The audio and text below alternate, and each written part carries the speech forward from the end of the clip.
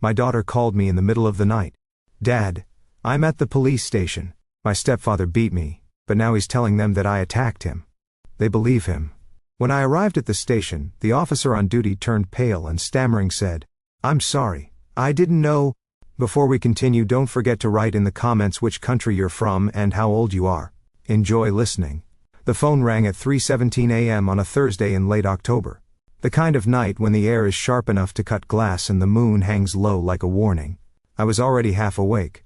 The way parents learn to be when their children no longer live under the same roof. When every creak in the house could be a footstep or a heartbeat.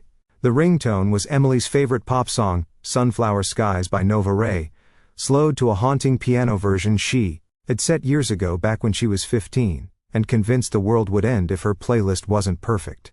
My hand found the phone in the dark, thumbs swiping before my eyes adjusted to the screen. The caller ID glowed. "Emmy Bear, Dad," she whispered, voice trembling like a leaf caught in a storm, barely audible over what sounded like fluorescent lights buzzing in the background. "I'm at the police station. My stepfather beat me, but now he's telling them that I attacked him. They believe him." The words hit like ice water poured straight into my veins, shocking every nerve awake. I was already pulling on jeans, one-handed, the phone pressed to my ear with my shoulder. "Stay calm. Em, I'm coming. Don't say another word until I'm there. Not one. Do you hear me?" I tried to fight back, but he's bigger. And the officers, they looked at me like I was the problem. A sob broke through, raw and ragged. "There's blood on my hoodie, Dad. My hoodie. Please hurry." The line went dead. I stared at the screen. 3:19 a.m., then grabbed my keys, wallet, and the old leather jacket I hadn't worn since the academy. The one with the frayed cuffs and the faint scent of gun oil still trapped in the lining. My truck roared to life before I even closed the door. The drive to the Midtown precinct took 23 minutes on empty streets, though every red light felt like a personal insult. Every shadow on the road a taunt. My mind raced faster than the engine. Richard. Of course it was Richard. Lisa's husband of 4 years. The man who'd swept in with smooth stories, expensive watches, and a laugh that never quite reached his eyes. He'd once told me straight-faced that Emily was going through a phase when she came home with a C in algebra. I'd wanted to believe Lisa when she said he was good for them, good for her. I'd wanted my daughter to have a stable home while I worked double shifts at the security firm, while I told myself retirement meant peace. What a fool I'd been. The station's fluorescent glow spilled onto the wet pavement like a crime scene in reverse, harsh and unforgiving. I parked crooked across 2 spaces. Didn't care. Inside, the air smelled of burnt coffee, bleach, and something metallic underneath, blood, fear, or both. Sergeant Mullally glanced up from the desk, recognized me. Harlan, retired detective, badge 4729, still in the system, and waved me through without a word, her eyes flicking to the holding area with something like pity. Emily sat on a metal bench in the corner, knees drawn to her chest, one wrist cuffed to the rail with a plastic zip tie that had already cut red lines into her skin. A bruise the color of ripe plum bloomed across her left cheekbone, spreading toward her temple like spilled ink. Her right eye was swelling shut, the lid puffed and shiny. Dried blood crusted above her eyebrow in a jagged line. She wore the same oversized hoodie she'd stolen from my closet last summer, navy blue, property of Dad, faded across the chest, now torn at the sleeve and stained dark at the collar.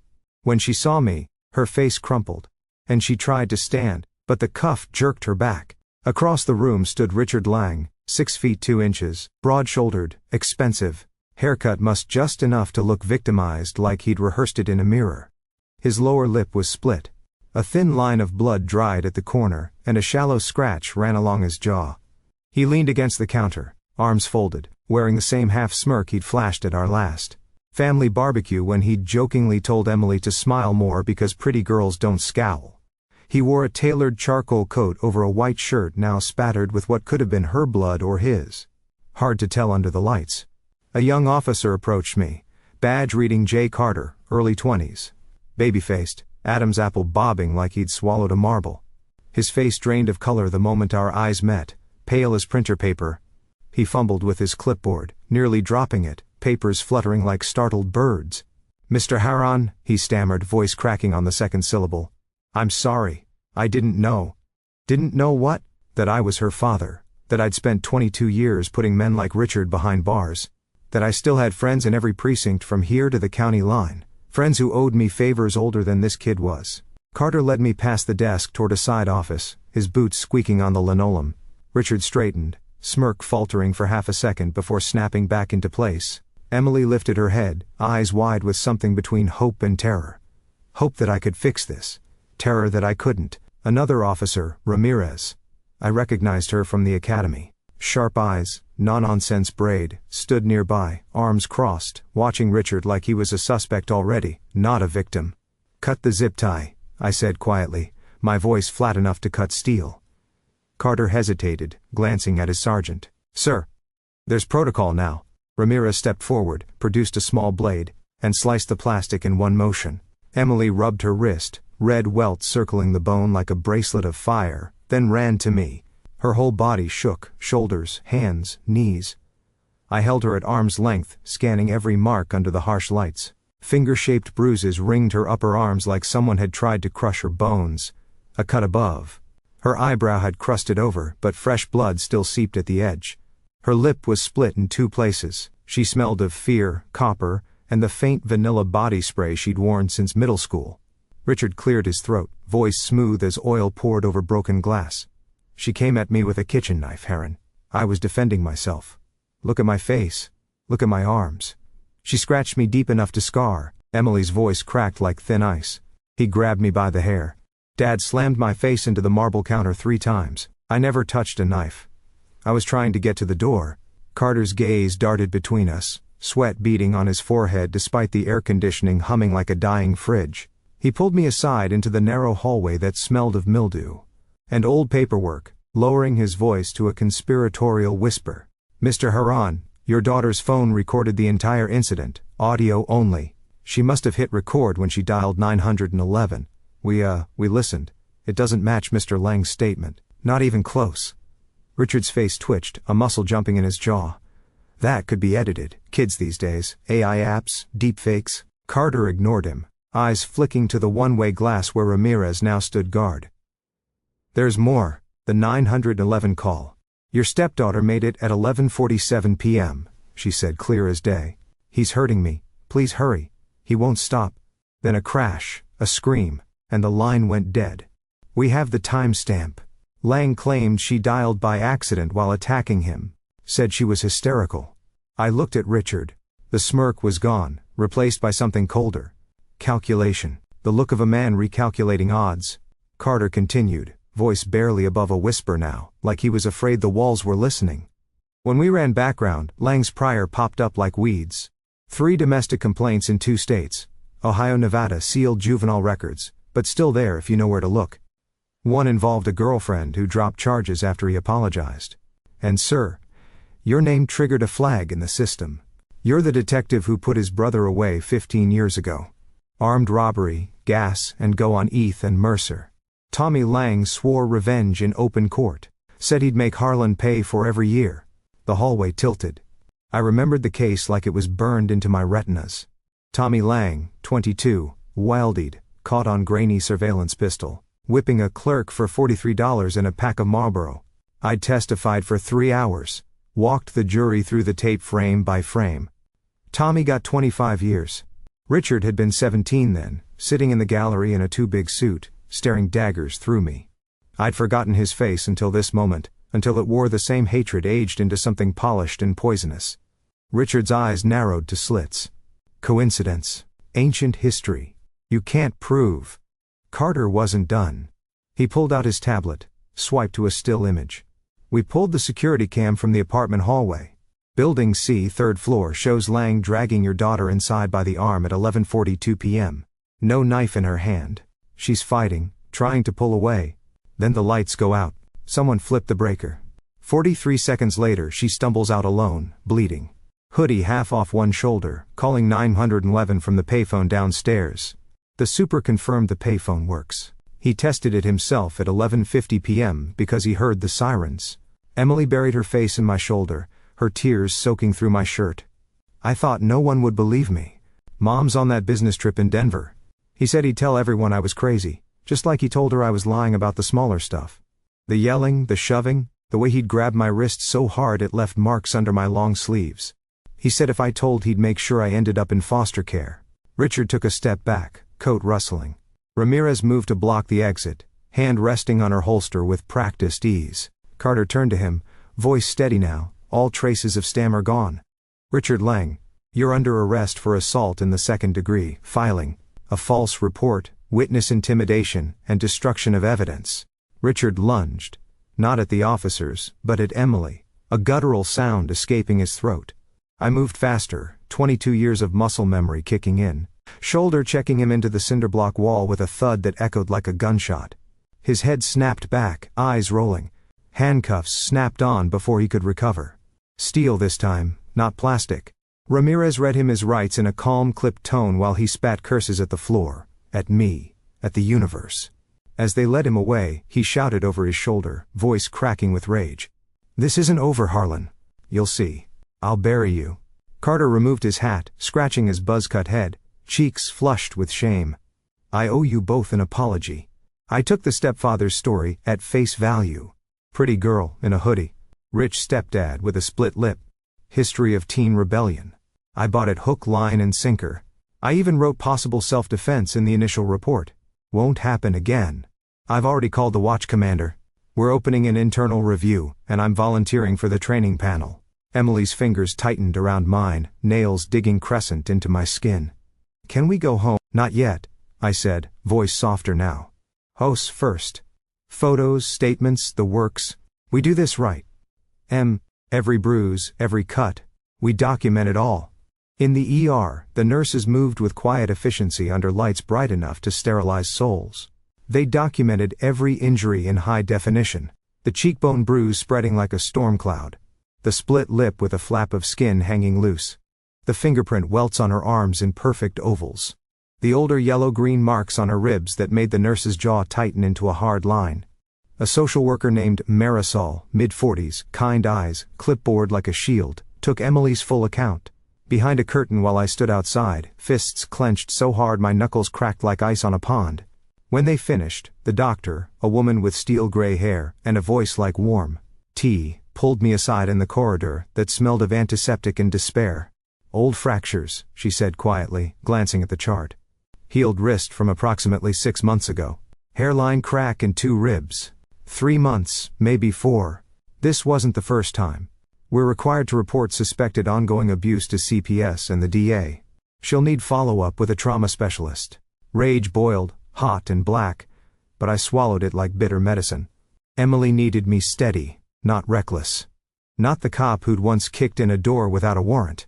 Not the father who wanted to hunt Richard down in lockup. Back at my house, 2-story brick on Maple Lane, quiet street, the one Lisa had left when we divorced 8 years ago. We sat on the porch swing that creaked like an old friend. Dawn painted the sky lavender and peach, the first light catching on the frost that glittered on the grass. Emily sipped hot chocolate from her old dinosaur mug, the green one, with the cracked handle, blanket around her shoulders like a cape. The bruise on her cheek looked worse in daylight, purple bleeding into blue. I should have told you sooner, she whispered, steam curling from the mug. About the yelling. The way he'd corner me in the kitchen when Mom was in the shower. How he'd say, "Your mom works hard. Don't stress her with your drama." I thought, if I just stayed quiet until college, until I turned 18 in 2 years. I put an arm around her, careful of the bruises. You're safe now. That's what matters. And you're never going back there. Not ever. My phone buzzed on the railing. A text from Lisa. Just landed at Den. Connecting flight delayed 3 hours. What's going on? Richard's not answering. Emily's phone goes to voicemail. I'm worried. Then another 30 seconds later. Call me now. I showed Emily. She bit her lip, wincing when it split open again, a bead of blood welling up. Mom's going to freak. She thinks I'm overreacting. She always says I'm sensitive. Let her freak. I said she needs to know who she married. And you're not sensitive. You're surviving. Lisa arrived at noon, eyes puffy from crying on the plane. Hair in a messy bun she hadn't worn since our college days when we'd stay up all night studying for finals. She dropped her suitcase in the driveway, wheels still spinning, and ran to Emily, hugging her so hard I thought the ribs the doctor warned about might crack again. Emily stiffened at first, arms hanging limp, then melted, face crumpling into her mom's shoulder. I'm so sorry, baby, Lisa kept saying, voice muffled in Emily's hair. I'm so sorry. I should have seen. I should have listened. Richard's bail hearing was set for Monday. The DA, Monica Alvarez, a woman I'd worked with years ago on a string of home invasions, was pushing no bond, citing flight risk, the revenge angle, and the mountain of evidence. Lisa sat at my kitchen table, same oak table where Emily had done homework since she was 6, twisting a tissue into knots until it shredded. He said Emily was imagining things, she said, voice breaking like glass underfoot. That she was jealous of our marriage, that she'd been acting out, skipping class, sneaking out with friends I'd never met. I defended him. I thought I was protecting our family. She looked at Emily, eyes swimming. How did I miss this? How did I let him convince me you were the problem? Emily reached across, touching her mom's hand with fingers still swollen. You didn't miss it. He hid it from both of us. He'd wait until you were in the shower, or on a work call, or asleep. He'd smile for you. Then she trailed off, shrugging, the motion small and painful. He'd say things like, your dad left because you're too much. I started believing him. Lisa sobbed then, a sound that tore through the room like a blade. I got her water, sat it down untouched. Emily patted her back with the awkward tenderness of a child comforting a parent. Over the next weeks the case unraveled Richard completely, thread by thread until he was naked before the law. Neighbors came forward. One, Mrs. Delgado from 3 Billions remembered hearing screams, and a thud that shook her ceiling. Thought it was the TV until she saw Emily limping to the bus stop the next morning, hoodie pulled low. Another, a college kid from 2A, had footage on his Ring camera. Richard carrying a black toolbox at 12:03 a.m., glancing around like he knew where the blind spots were. The apartment super, Mr. Patel, found the missing kitchen knife in that same toolbox, hidden behind paint cans, wiped clean, but with Emily's blood in the groove. Lab confirmed DNA match within hours. The building's laundry room camera caught Richard disposing of Emily's torn hoodie sleeve in the dumpster at 12:17 a.m., the sleeve with her blood and his skin cells under the fingernails she'd scratched him with in self-defense. The hoodie itself was recovered, bagged, tagged, sent to evidence. Tommy Lang, Richard's brother, even sent a letter from prison, forwarded by the DA, postmarked from Ironwood State. Tell Harlan I'm sorry. Little brother always had a temper. Thought he'd grown out of it after juvie. Didn't know he'd go after a kid. If I'd been out, I'd have stopped him myself. Tell the girl she's stronger than both of us. Richard took a plea. 7 years, no parole for 5, plus a permanent restraining order that covered Emily, Lisa and me by extension. Lisa filed for divorce the same week. Served him in county lockup through a deputy who knew me from the old days. She moved into the spare bedroom down the hall from Emily. Said she couldn't go back to that apartment, even if it was exercised by a dozen priests. Emily moved in with me permanently. We turned the guest room into her space over a long weekend, string lights draped, like constellations across the ceiling, a desk by the window overlooking the maple tree that dropped helicopter seeds every spring, posters of bands she loved taped crookedly because she insisted on doing it herself. She painted the walls a soft sage green, the color of new leaves, and hung a corkboard where she pinned debate trophies, college brochures, and a printout of the Harlan Protocol training flyer. Some nights she woke screaming, thrashing against nightmares where Richard's hands were around her throat. I'd sit on the floor beside her bed, back against the wall until her breathing evened out, and the string lights painted soft galaxies on her face. We developed a system, 3 knocks on the wall. If she needed me, no questions asked. I'd knock back twice. I'm here. One evening, 4 months after the arrest, we were eating pizza on the living room floor, boxes open like a picnic on the worn Persian rug Lisa had left behind. Grease stained the carpet. Neither of us cared.